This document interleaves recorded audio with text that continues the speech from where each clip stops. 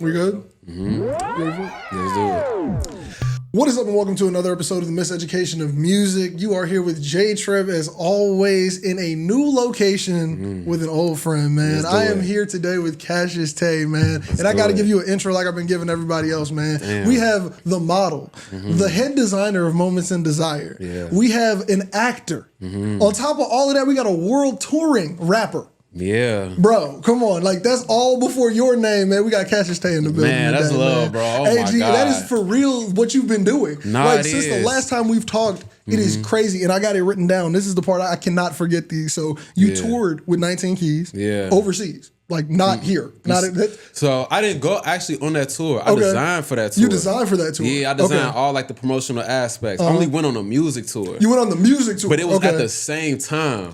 Wow. So it was like... So you were doing... So that was Moments in Desire stuff. Exactly, right? Wow, so they was on tour when I was on tour. So me posting things while I was also going, like... Everybody thought I was in two different places. I thought you were, bro. Like I on a thought you continuous did. tour. I thought you was doing a lot of shit. Nah. So that would have been crazy, right? That would have been insane. The thing that made that so difficult, I would also say, is because they need different promotional assets for a tour, but like we are like 12 hours ahead. You know what I'm saying? Or maybe I'm 2 hours. So wait, so you were making the assets while you were overseas? Yes. So like basically.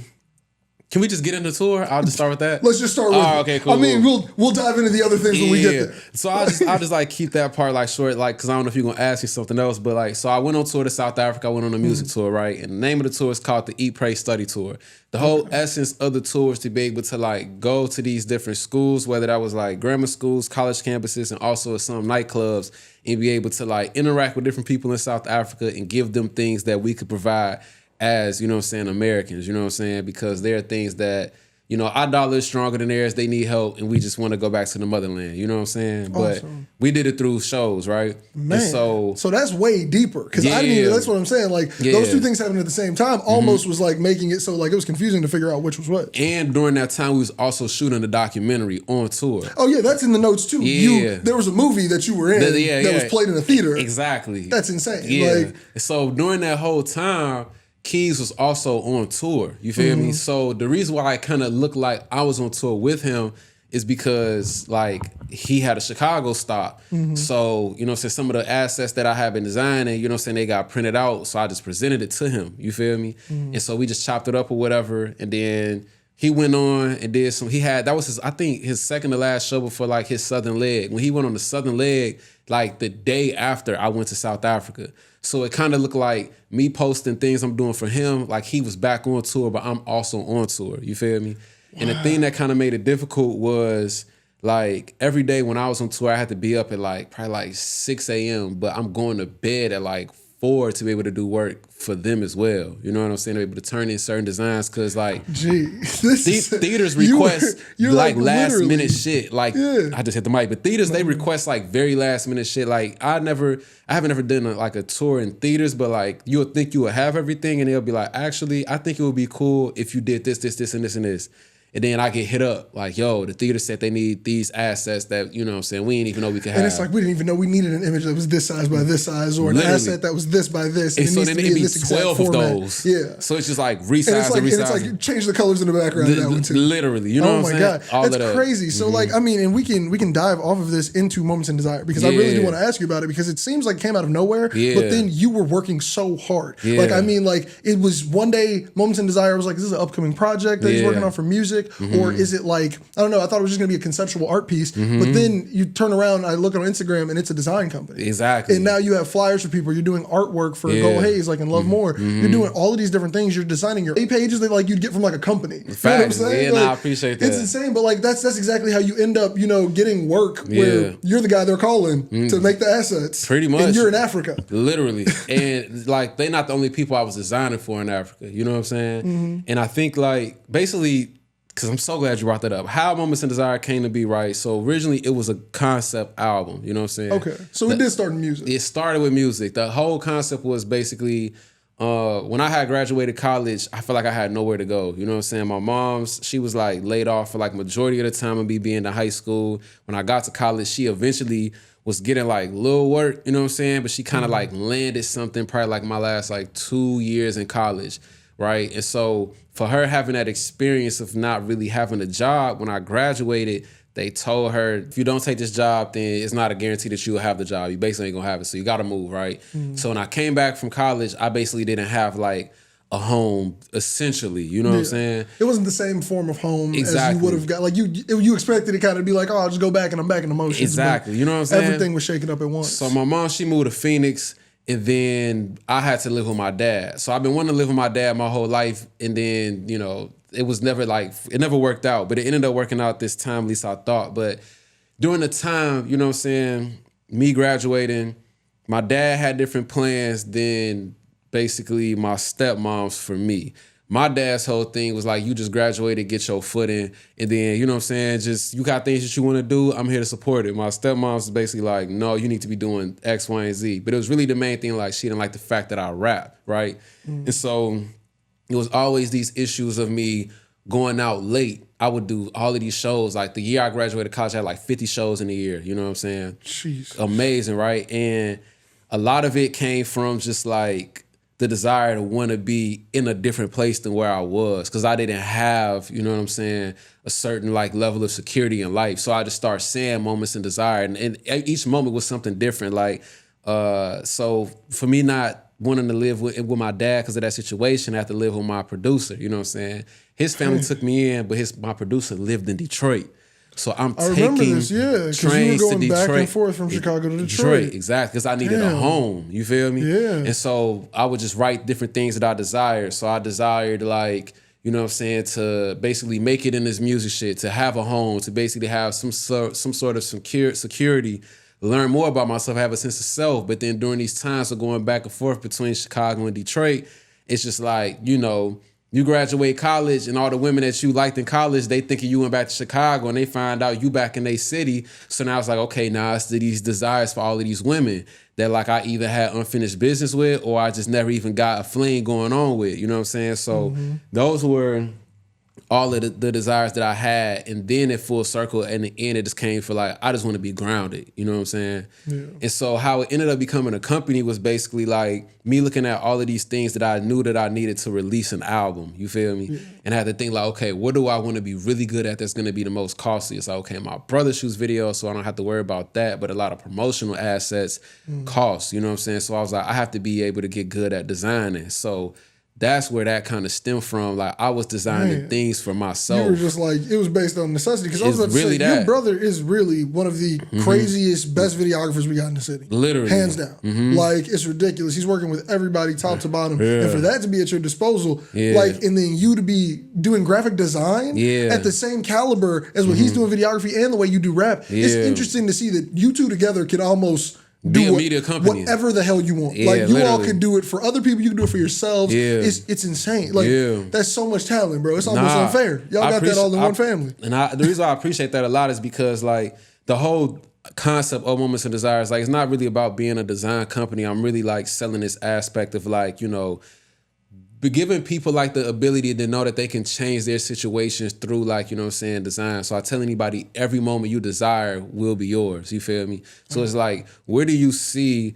this particular design taking you? Don't ask me to design something just because you think I'm good at doing it. Like, what need do you feel like you're gonna get out of this, instead of just being like, you giving me some money and then you don't get anything in return? It's like, okay, you're gonna pay me, but like, if you're trying to have an event, do you have things lined up for people to come to this event? Like, let's make sure, you know what I'm saying, you get this return on your investment. Yeah. So it's not just like, I got an event coming up here, need a flyer. It's like, no, I'm not that guy. You feel me? I want, like, if I work with you, you have to win. Do you think that your intention comes in on that side because that's how you would want it as an artist? Like, you would want to work with somebody? So look, honestly, my first album that I ever dropped, when I was like, it was like 2014.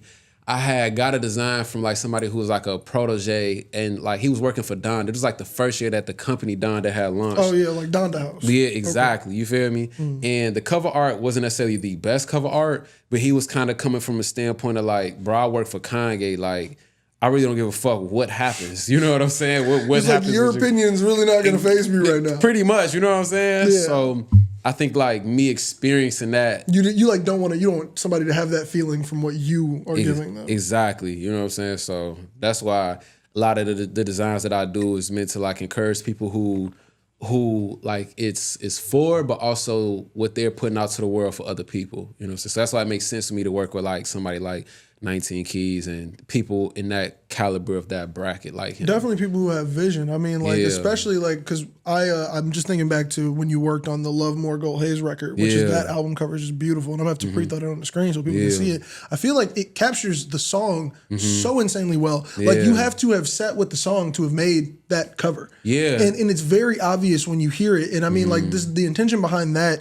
is so awesome to now see how you can talk with somebody like 19 Keys and then get their intention to create their poster. Like you're really good at embodying the art through this design here, where you're like, you're very good at being like that pass through that it seems like a lot of people are needing. Nah, I feel that. You know, it actually started with merch, right? So your merch is amazing. Like hands down. Some of the best merch of any rappers. I appreciate that. And a lot of people be asking like who designed it, and it's like me. But I had to think like, bro, if you could design a t-shirt, you could design product, you know? And I start thinking like, well, like, let's be really, really intentional. Like, who are the people that really, really inspire you? And I have to look at somebody like Kanye, and I have to look at like everybody who he's around, right? And I'm like, Kanye is a person who we know he's a rapper, we know he's a producer, but we don't necessarily separate it. You know what I'm saying? It's like, I need to figure out a way to be an all-encompassing artist where people can accept me for just being, that's just some Cassius Tae shit. Like, I expect Cassius Tae to be able to like rap, design, model, then be on screen somewhere. Yeah, because I was about to say, we also got to talk about the fact you was in a Tank video. All of that, you know what I'm saying? And it doesn't feel like out of the blue. You feel me? It doesn't. It really feels like that's just what you do. Yeah, like, exactly. I'm seeing you getting reposted by Tank on Instagram, and I'm like, that makes sense. Like, there's nothing in my brain that goes, how the hell did he get that? Exactly. Like, and it's crazy. You really are handling it in that manner. Like, whatever you sat down and figured out, you did it. Like, and that is crazy. Like, modeling just started from like a two-way street, you know what I'm saying? Me being, you know what I'm saying, in college or whatever the case may be, even when I got out of college, there are certain photographers who needed a certain amount of portfolio of work to be able to either work somewhere or get accepted somewhere. And you were like, I will just model for you. Because I was like, I'll be the subject if you could shoot my cover art. Oh, and then I was just, you know, that's pretty much like how it started. And then it was just like, oh, niggas is photogenic. You know what I'm saying? So then like, he was like, hey, I'm not gonna lie, this cover looked too good. It looked like I'm an ad for the shirt I got on. So look, right, I started hating that shit. Cause like, it's crazy. Like when I first started modeling, like so many people made fun of me for it. You That's feel me? crazy. Well, like, I mean, I imagine. I can see it. Like, I mean, depending on the age range, like, bro, it's crazy. Yeah, so crazy. Now I it's don't like, think I could tell my friends like right now, like, yo, I think I'm thinking about start modeling. Like, I honestly think it would be met with laughter. But you know what's crazy? Like, I think it was more laughter because I didn't say nothing. It was just you just went and did it. Yeah, it was literally. So they was just seeing you pop up places. Like, hey, nigga, why am I seeing you shirtless on Instagram? Pretty much, bro. Like, or why you always got, why your picture's better than everybody else's? Because like, bro, this was at a time when niggas really was just having only iPhone pictures. You feel me? Yeah. So I think like, it's just crazy, like being made fun of for modeling now is kind of like, a lot of people ask me how to get into modeling, right? But I even could say, I could even be honest, some modeling opportunities I've gotten just because I am Cassius Tae. It's just like people know you because of the rap and because of the other things you do. Well, I mean, that's what comes with adding to that all-encompassing person you were talking about. You spoke about like a Kanye and things of that nature. Those people are truthfully getting the opportunity because they know the work ethic comes with it. Exactly. Like with you, with Cassius Tae, comes the work ethic of Moments in Desire. And if you get Moments in Desire, you have the work ethic of that rapper Cassius Tae. So I think that people understand that, and that can get you the modeling opportunity. That can put you in position to be on the right album in the right place at the right time. Even get invited on tour. I was the last person to get asked. I got asked to go on tour probably like, maybe like 3 weeks before the ticket had to be bought. Wow. Everybody else was already going. And it was just like... it was like, we got Adam. Yeah, like, that was literally how it was. You know what I'm saying? And man, that's crazy. Yeah. Now, we're bouncing around, so we're just going to bounce right on back to that. Yeah. How was it getting the call saying you were about to go on tour? And how is it now that you can say you have toured in another country? Because there's a lot of people who can't say that their music is played, let alone performed. Yeah, like, overseas. You know, my mom was like, you literally like an international artist. Come on, like, that's a mom moment. Yeah, I know your mom was excited. Shit. Like, gee. That is very true. You know, this is what I say, right?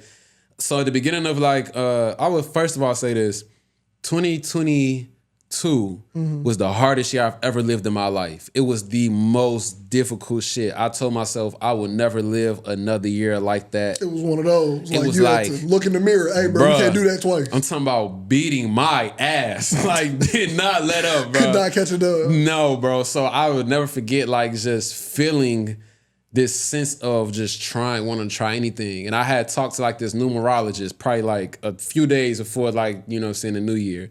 He's basically saying, like, obviously, you know, the new year starts in the spring, you know what I'm saying, but based on certain things, on how, you know what I'm saying, the calendar works and these things like that, he basically gave me like my life path number, my destiny number, my soul urge number, and basically told me, like, based on my birthday, the day I was born, and all of these things, how to properly manifest the things that I want in life, the times to do it, the times to write it into.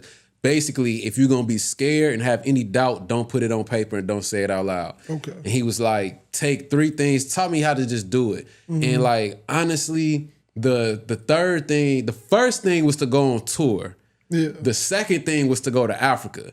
I didn't see them as like 2 Hey, man. things. Yeah, I didn't. Who you gonna see? I need a referral. Yeah, bro, I would definitely recommend it, bro. Bro been on the news and everything. Nah. You said you wrote down tour in Africa. How you get 2? How you get 1 and 2 in one swoop, bro? Bro, crazy, right? One try. Bro, a lot of shit that I wrote down has happened. You know what I'm saying? Man. And some of the things that didn't happen just because like my mindset grew. So it's just like I didn't find a need for this. So when I had got the call, you know what I'm saying, to go to Africa, I was on the phone with a mentor who does business in South Africa. And one of his like people he mentored, he puts on Afro Nation. He was like, I just got off the phone, you know what I'm saying, with bro who do the sponsors for Afro Nation. It's like, have you ever heard of Afro Nation? It's basically I've not heard of it, but I feel like I've heard of it through you doing the tour. It's a huge festival that is basically celebrating African artists in different parts of the world. So they went to like just somewhere in South America. They went to Detroit. They went to Miami. Just making like different stops, right? Okay. It's a touring festival, you know what I'm saying? And so basically somebody else that he mentors bought the rights to the word I'm a piano. Yes, and he knows the guy, literally, you feel me? And so he's like, you need to be able to figure out how to get to South Africa. And I was like, I'm gonna do that shit.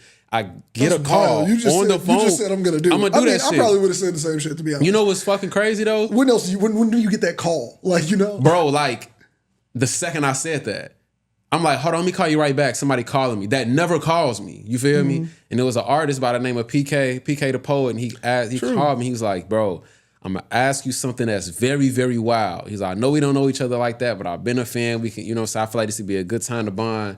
And he was like, shit, you know, he's like, you know, I went to South Africa before and I'm looking to go on tour again and I'm looking to bring a few artists. And basically, I'm bringing artists in each place that I've like lived during my life, and I don't have nobody from Chicago. Would you come on tour? The shit was like literally like conversation with my mentor, conversation with PK, and it was just like it's crazy. I couldn't say yes because it was just like it was like fuck. It was too much at once. You know what I'm saying? But I knew I was gonna say yeah. It was like I have to tell you right now that I need to think about it. But there's really no thought. There's no thought. There's no thought. Yeah. And I was it's like you were helping me out with the things that I was trying to go. Bro, with. He called me Friday, said you got to give me an answer by Sunday. And I was like, damn. So I was like, I just basically called my family. Yeah, it's like, we got to have a family meeting. I feel that. Yeah. That's probably something I would do too. I'd be like, look, hold up. I need my mom. I need my siblings. Let's talk real quick. Yeah. Like, hey, this is what happened. Am I crazy if I say yes? Yeah, it's pretty much. And how would y'all feel? You feel me? And so, shit, once they were a little nervous, but excited and nervous. You know what I'm saying? Because it's like, man, like, you have to go, like, what's going on in Africa? Who out the band? You know what I'm saying? Do you need these type of shots? You need this, you need that, all of these things or whatever. And shit, like, before I came to Amsterdam like the next day. He was like, look, I'll figure out that shit out. Yeah, we figure out the shots, we figure out the flights, we'll get it all together, bro. Yeah. Man. And end up just really not needing those shots. I'm going to say this to anybody who goes to South Africa, not to any part of Africa, but South Africa specifically. Okay, it's like specific parts. So South Africa has the biggest economy, the most booming economy in all areas of Africa. And so South Africa in general is basically in debt to a lot of different countries, you know what I'm saying? Yeah. With South Africa being the biggest economy, they are responsible for basically paying a lot of those debts off. One way that they're able to pay some of their debts off to the U.S. is the U.S. getting a kickback for Africa, basically telling the CDC that certain people need certain shots and vaccines to enter into the country. So like that's interesting. Yeah, so like if America gets a sale on this medicine, then basically some of that sale goes back to South Africa's government to be able to pay down that debt. So it's like a list of like 10 shots you need to go there that you fucking don't need.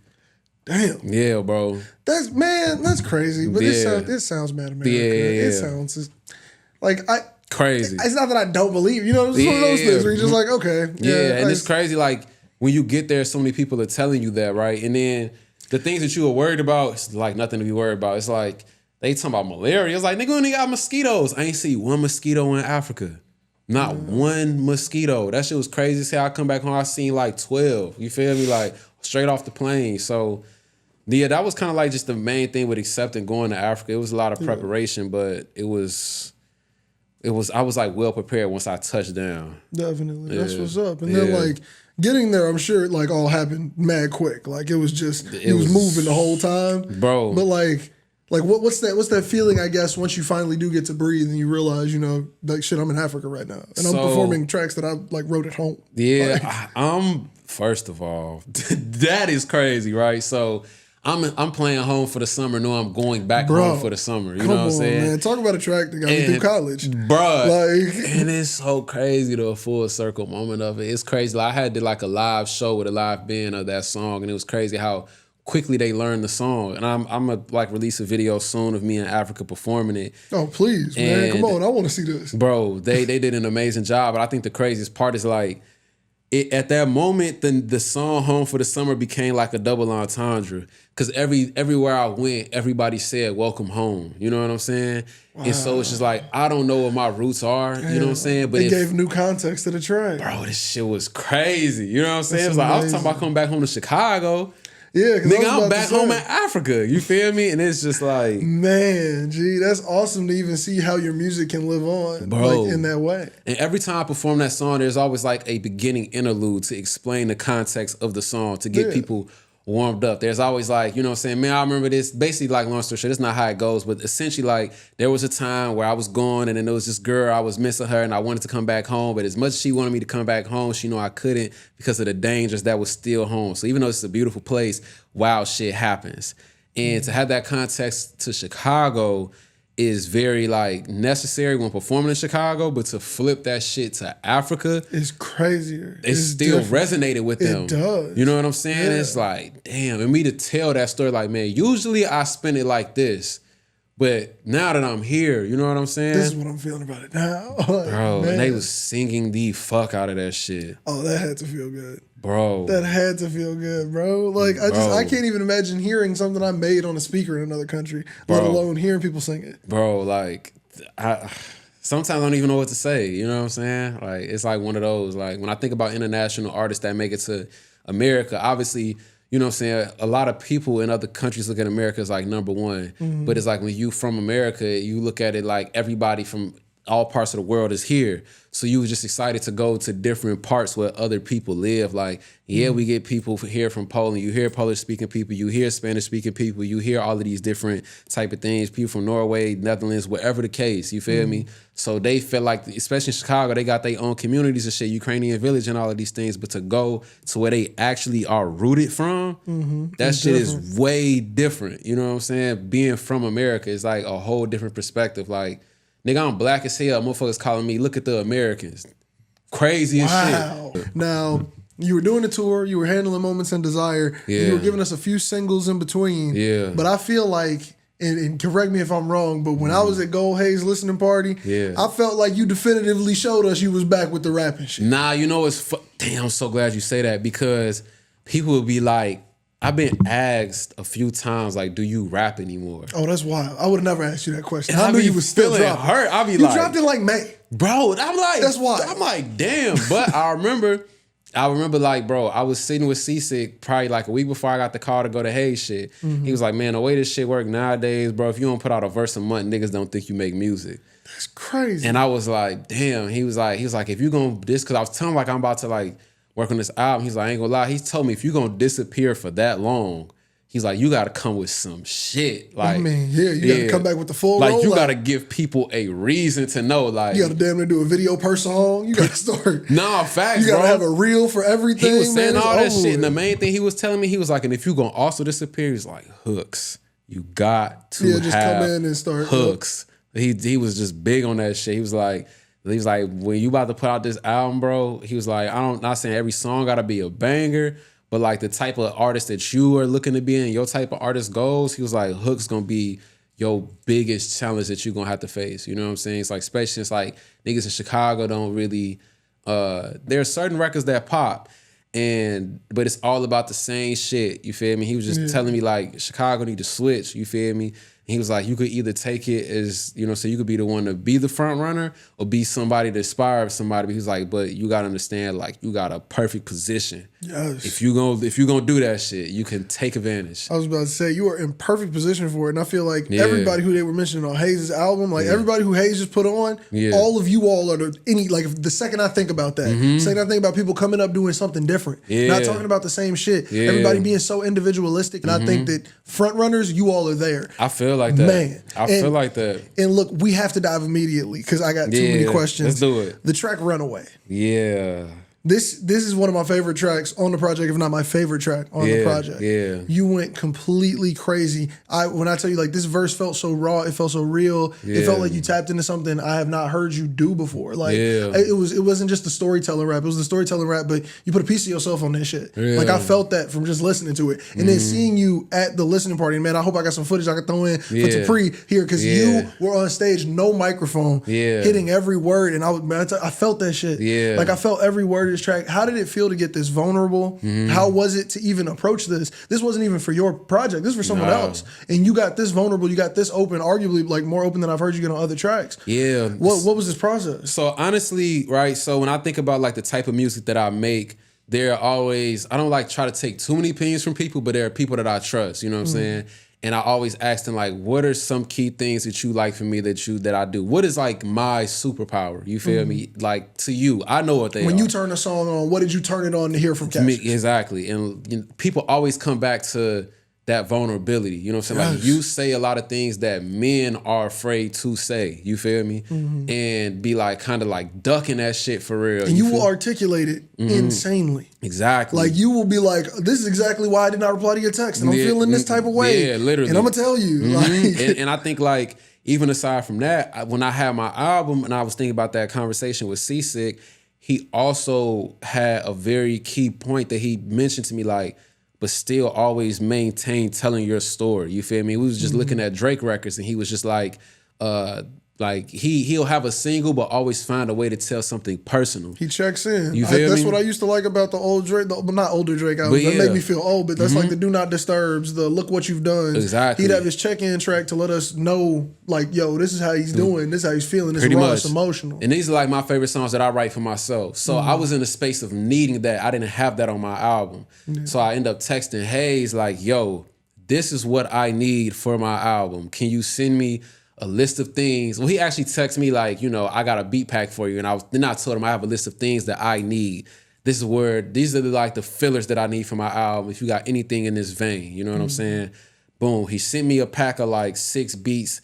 And everybody that ever sends me beats knows that I could just write to beats with no drums. Just give me a perfect loop. The first beat on that bitch was a loop. And it was amazing. I'm like, this is going on my album. I wrote the Runaway verse. Oh my God. This was intended for your album. It was for my album. Because I was about to say, this is this verse is so real. It was for my album. How did Hayes get that back from you? So I ended up recording the song and I sent it to him. And I told him I was gonna send it to him. He was like, you know what? He's like, it's funny as hell. He's like, I'm working on the album. He's like, I think it would be dope if you could be a part of it. I've been really thinking about And you're the first artist to get on this beat. Yes. Out of all the artists it was nobody else. It was just me. He had like, I came into the studio. He had basically, he was just like, he's like, I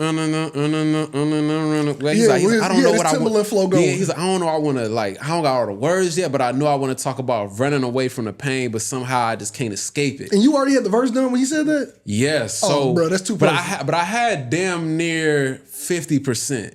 Okay, it's like a 3-minute verse, damn near. So I mean, like shit, like so that's still like a 64, a 32, pretty much like a 32. Okay, so I was like, okay, I'm gonna go in the booth and I'm gonna start freestyling some ideas. So we basically had like a little mic that we would have around before you actually go record. So I was rapping some shit. They was liking the flows. Hayes was like, getting the words for the hook, and then he went in and he recorded the hook. You feel me? So Hayes, he go in the booth and he recorded the hook. It was kind of like a rough idea, but it was something. Because sometimes I like to record after the energy of somebody else's voice if I'm gonna do a feature, right? And so I mean, it helps set the tone, especially when you got somebody like Hayes, where this project is being built around more his vibe than anything. He's the producer here. He's like this is almost like a DJ Khaled tape, but don't even put him in that zone because he did so much more than what I would even assume would be done on a regular producer tape. I feel he was on everything. So like for you to get that energy from him coming off the booth, it's his beat. And now he's already heard your verse. Yeah. And you coming in to finish that second half. What's that like now? So basically I had a verse. I don't even remember it, but I walked in and I said it. And I can remember probably like 7 people in the studio and like probably just, you could tell they was like, I know this nigga can rap, but it's cool.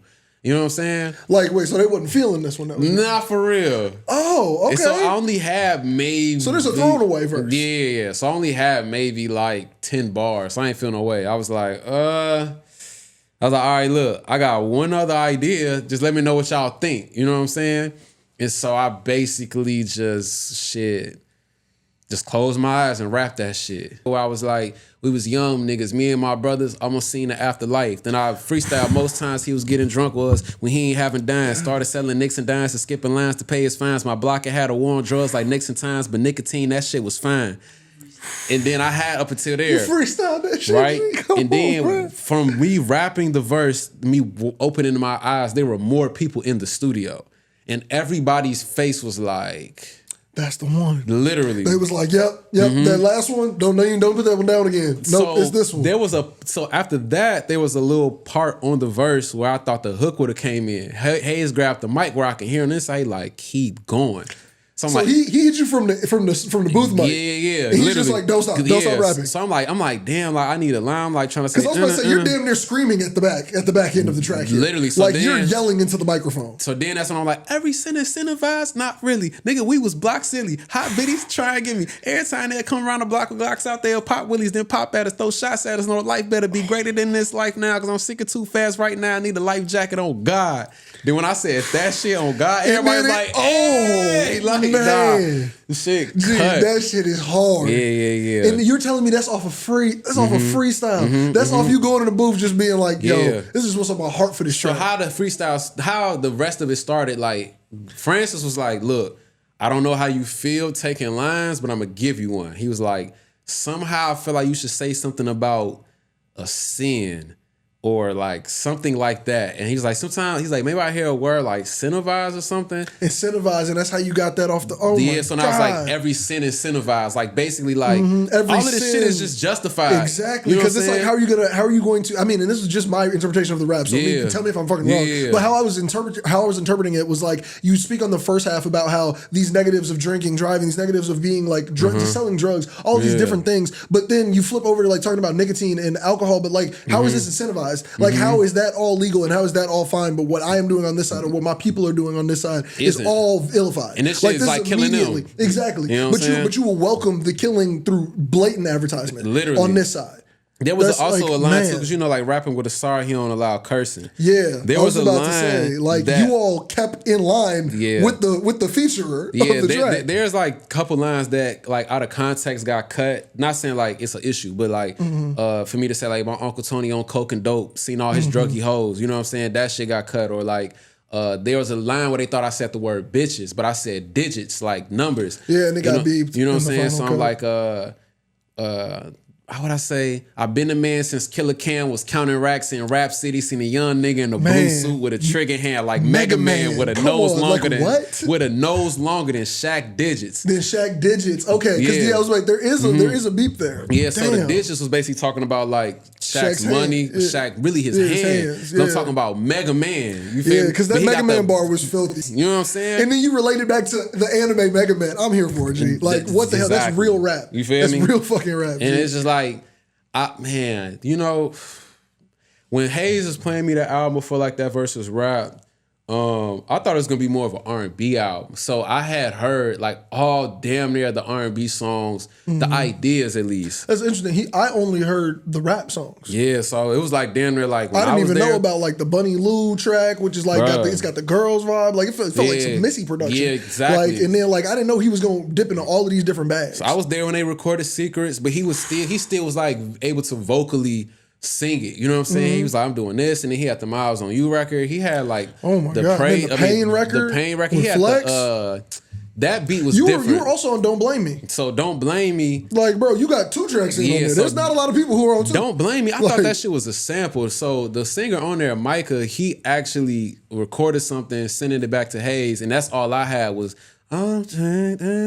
don't work. It was just kind of like a mumble. You feel me? Then it got refined to like, don't shame me, I'm working. You feel me? Like, don't shame me for working on myself. And so I was also in a period of me telling you like, you know what I'm saying, 2022 was one of the worst years I ever lived. So it's like, I'm like a whole different person. I'm just feeling like, damn, like it's only up from here. And I basically was talking about that. Like, I've been thinking about life. I've been thinking about Christ. I've been eating number 9 food as a lifestyle, not a diet. You know what I'm saying? Like just changing all type of like trajectories of my life to basically elevate, you know what I'm saying, my mind to the highest level.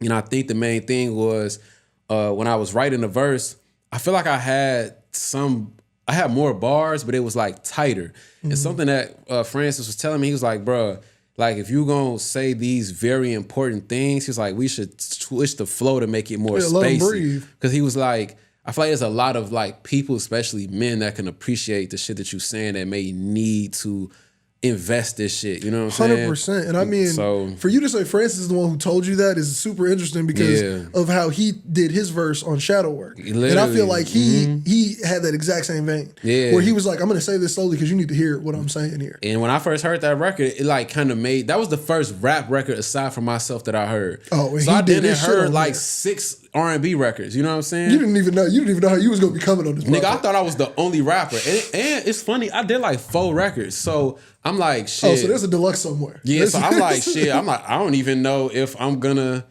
I don't know what's gonna make the album. You know what I'm saying? Like, I have no idea. I was just going in there, just cutting vocals to whatever bro was like, hop on the mic. Like, you know what I'm saying? And it seemed like when Hayes calls, everybody just kind of answered. Bro, you know, like, the first session I had there with them, it was like lit, but that second one was crazy. That's when they had their like secrets, and that damn, it took like the whole time, right?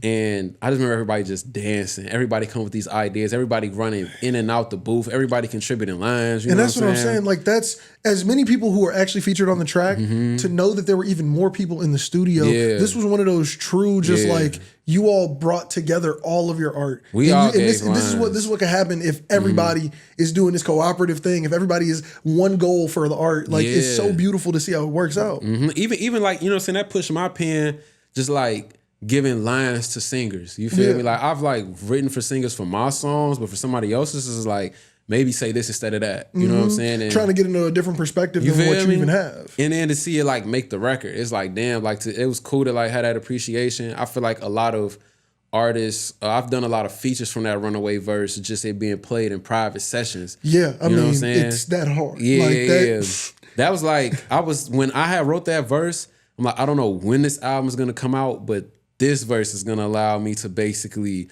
disappear for a while.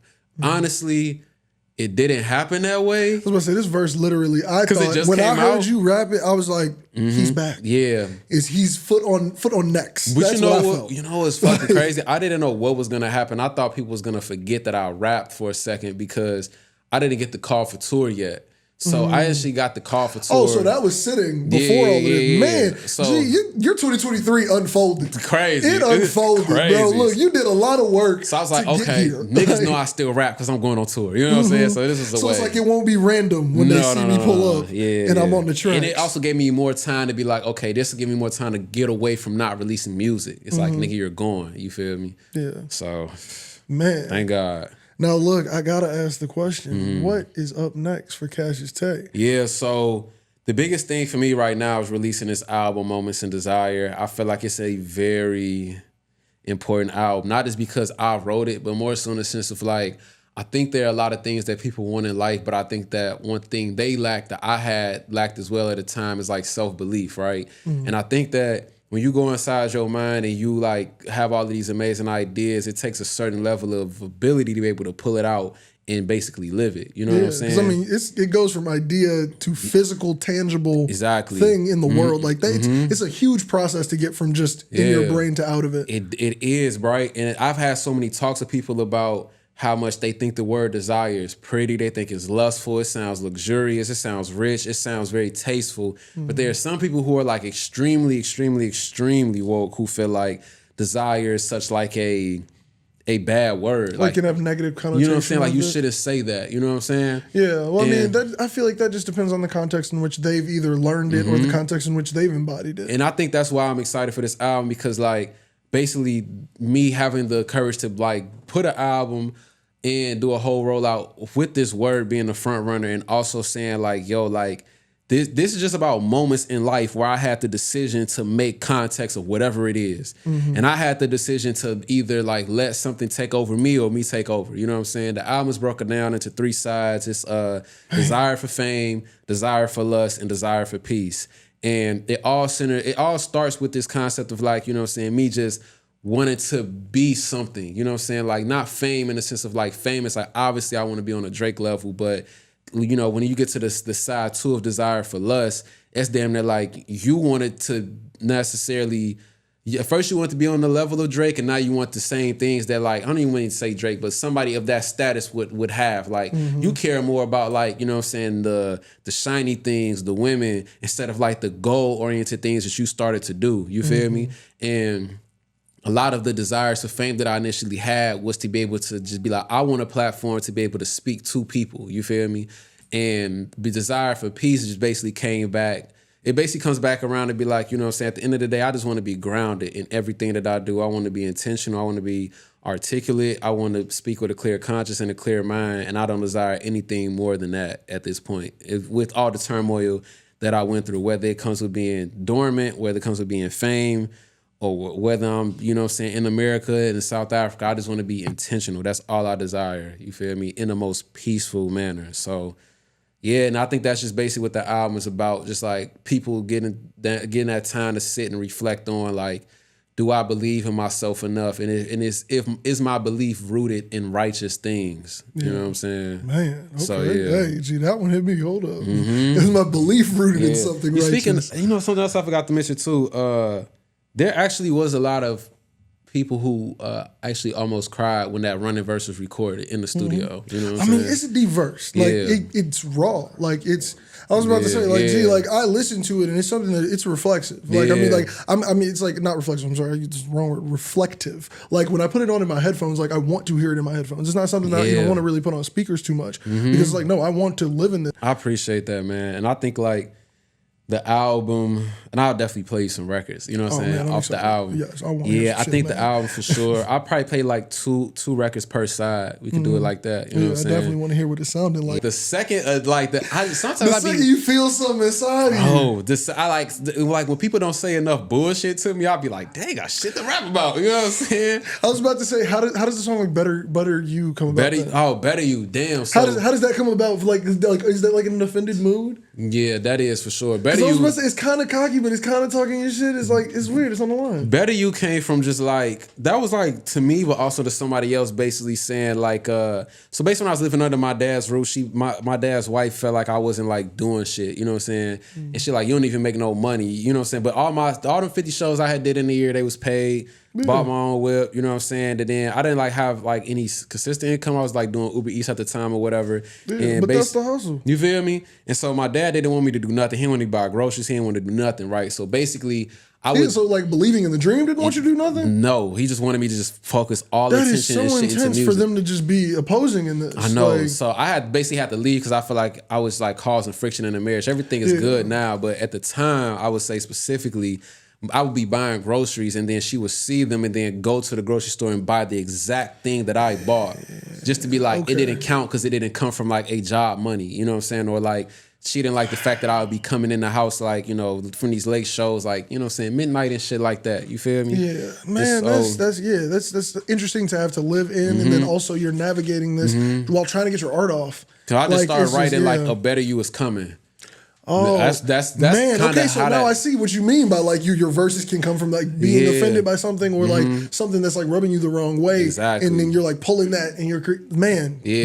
And I feel like in that time, like I was also feeling slighted because she was basically making me sound like I was like a pillow princess. Like you don't even do shit. Like you ain't even like, you know. But she don't really know nothing about, you know what I'm saying, a nigga life. You feel me? So then that's kind of like how like all of them bitches in the beginning of the song was. I ain't gonna lie, Better You was about to say in the beginning it starts off intense. It starts off intense. Better You was a freestyle though. Actually, Better You was supposed to be like a throwaway song, and then I had like freestyle like the first verse. Some of the hook was freestyled, and then like the later half of it was mumbled. And then my engineer was like, "No, you should actually like write this shit." It's like make that a song, bro. Yeah. Stop playing. So then I asked him like, "How much you think should be rewritten?" He's like, "I mean, the first verse done. Just kind of just do a second verse and clean up the hook." It's like you got it. You feel me? I got one third verse song on my album, and I just kind of just did it off of that bravery. Like you was like, "No, I got to keep talking my shit. I can't stop." And you know, it's funny. Like I played the album for a lot of people, and they always say that's their favorite song. Yeah, you know what I'm saying? Now I think the third verse shows that I really had some shit to talk about. I really did. Like it's like I could not stop. It's like I really need you to just peep. It's like now if I start hearing like a third verse coming and the song ain't ended, it's like shit, I gotta give it a chance. Nah, like I gotta hear it. You know, and a lot of songs really just come from that. You feel me? Like just feeling overly offended and somebody just being like, you know what I'm saying, there's no way you could write a 3-verse song. Or like, I don't like when people tell me some shit I can't do. Like, and then you like, I gotta do it. Yeah, like somebody. I mean, well, you're about to drop a triple disc. So I mean, like, bro, I'm sure somebody is saying that that's not gonna work somewhere. It's crazy as hell. Somebody was like, somebody tried to box me in one day, like, see, you the type of rapper that can only rap on boom bap beats. That's wild. So I just stopped rapping on all them bitches for a year straight. Say, you know what I'm saying? Just for this one person. I've listened to your catalog and that doesn't even make sense. Yeah, I just kind of like dished a lot of them. Not necessarily for them, but not because I don't even like them. I still do like all my freestyles and shit like that. But like, I be like, nigga, I make records. Like I'm in the record business. The only time you was doing the boom bap was probably what the Cassius Tae Tuesdays. Yeah, but niggas, and I was like, those are still filthy because you're standing on porches and you're kicking some of the hardest verses. And you feel ever. Me? And like, it'd be crazy. Like this is the crazy part. I'm like at the point in my life where I learned like sometimes when people tell me don't do something or I can't do it, it's because they wish they could do it. You know what I'm saying? So it's like if somebody's laughing at me for modeling, they want to do it because they gonna come around back and ask me about it. You know what I'm saying? Especially if they see like I'm in a You're seeing that part video. Now. You're seeing all the people who like thought what you were doing was ridiculous, but now they're doing it too, or they're trying to crack into it. Same thing with clothes. Like you feel me? That shit started out like that too. I mean, I feel like damn near anything. I remember shit. Being laughed at for rapping. You know what I'm saying? That shit, it was funny till it wasn't. Till a nigga got good. Oh, you yeah, feel me? Man. Like, I remember those time periods. I mean, I was never a good rapper, so I never even told people I did it until, like, after I knew I was never going to do it. But, like, I used to see my homies who were also rappers, and I would love to listen to their shit, and they would, like, not really tell anybody else. Bro. They'd be like, nah, bro, it ain't even worth it. Like, everybody's just going to laugh at it. Yeah, I ain't gonna lie. Like, and it's funny, like, I don't create a lot of my art from a vengeful place. But you know, like when you hear certain rap artists rap, like if I think about the Lemon Pepper freestyle verse, not like my verse, but like when I think about... I'm thinking about your verse. Yeah, my verse for sure. But when I think about Drake shit, like I can tell he was definitely upset at something. Even like, is there more? Like it was like mob ties, like upset at something. You know what I'm saying? But I wouldn't say his whole career, even like Kanye, you know what I'm saying? I wouldn't say their whole career is just built off of like anger. But you could tell them anger tracks. But you could tell. They are good. And they are good. Me slappers, you know what I'm saying? So I think that, that sometimes be where I like draw inspiration from. Like somebody telling me I can't do something, where I feel like a lot of things that I do, I want to be the epitome of somebody seeing me like, you can do it. That's what Better You is. You know what I'm saying? Like I want everybody to feel like that shit. And is that what you're taking into this project is going to be dropping? Yeah. You know, like Better You was actually a single for Moments and Desire. But it is like searching and like all these other if and when and all that shit. Okay. But Better You, honestly, I ended up just making better songs. So Better You didn't make the cut. Okay. So it's like, okay, it's just a single. Yeah. So the album, we looking to drop at the top of the year. Awesome. I'm also looking to do, I'm so excited about this, my first merchandise collection. Okay. I've always done like one-off pieces, but I was about to say, you can do real merchandise. Like, this isn't like, I got a t-shirt with the album title on it. You can really make like a collection that I would love to like wear out. So like, I'm excited for this. Like, that's almost an additional drop. This is as important as an album. It is. So I like, you know, I wear the merch around sometimes, like some of the pieces, but I also want to have just like probably like 1 or 2 more tangible things. I'm gonna start building the web store very, very soon.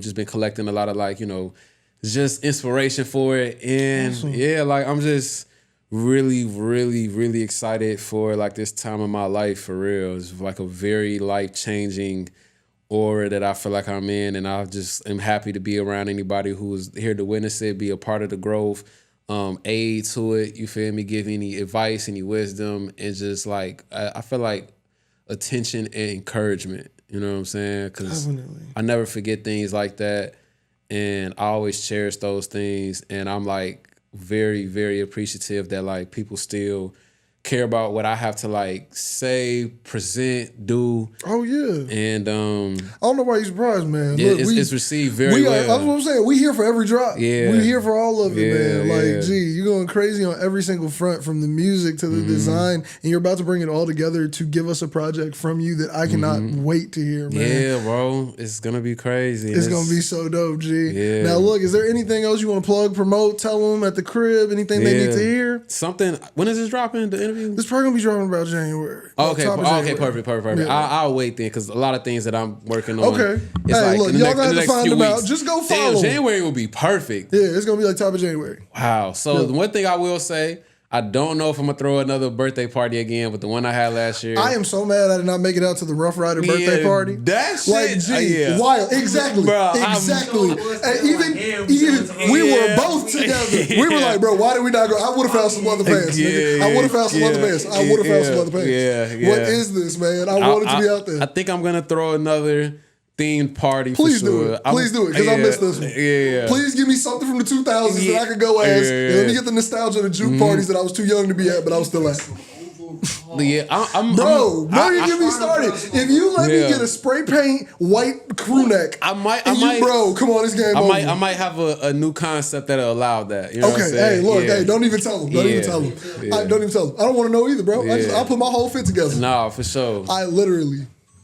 That one's about to go out. We still got Maine? Yeah, we got Maine. We're fine. We got Maine. We're fine. With this one. Yeah. Look, man, I want to thank you so much for coming on the show, G. I mean, and like as people at home can see, and if you're watching this long into the show, you really fucking with me, G. Yeah. This is a new space, and man, you were the first person to come into this new space, and I'm so glad for that, G. Like I tell people, and I want to say it on wax, like you literally believed in the show when there was no show. Like you were one of the first people who came out and like actually you accepted the call. Like me and Alex were like huddled around a phone, like trying to do interviews while recording it on a laptop through a shitty speaker. Like that was really how we were out here. So like it's so awesome to like get to this level and still be able to like give you your flowers. Like it's so dope. Like I love this shit, man. Like this is exactly what I do it for, is just to be able to like literally have you on here to talk about that project, to break down those verses. Like thank you so much for that. Nah, bro. Thank you for like having me on here and just, you know, through all like the camera shutoffs, and we gonna make it, you know what I'm saying? Bro. We made it to the end. There's so much like, you know what I'm saying, praise I want to give you, but the main thing that I want to say before it cuts off is like,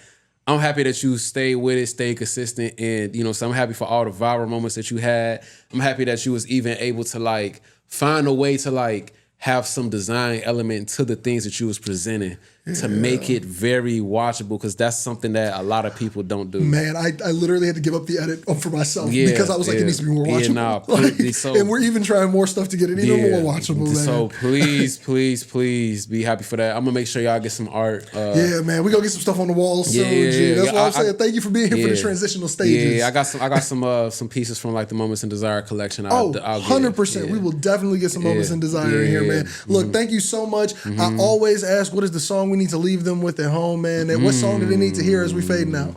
I feel like right now, Cause I just been on the wave. We could just always keep listening to Wave Runner. You know what I'm saying? Hey, look, Wave Runner will be promoted to the end of time. But the new album, I got some other hits on there too. So trust me, you know what I'm saying? Until then, that's what it was. Make sure you are checking out the tracks. You are hearing Wave Runner in the background right now. Thank you so much for coming on the show, man. Make sure you're playing this podcast for everybody. Play for your mama, your sister, your baby daddy, your cousin, your cat. Play for your house while it's settling. Put it in your pocket and just play it while you at work. Give me a stream. Come on, what are you doing? Play another episode after this and tune in next week for another episode of the Miseducation of Music. Thank you. Cold blood, cold red, cold neck, hit my late show. Never told him hold up. God called me to do what I does. Almighty, we too clicked up. Sky dweller like tourists up. I roll in the Lex. Cost like $66. Something I'll just get once maybe. It ain't no big rush.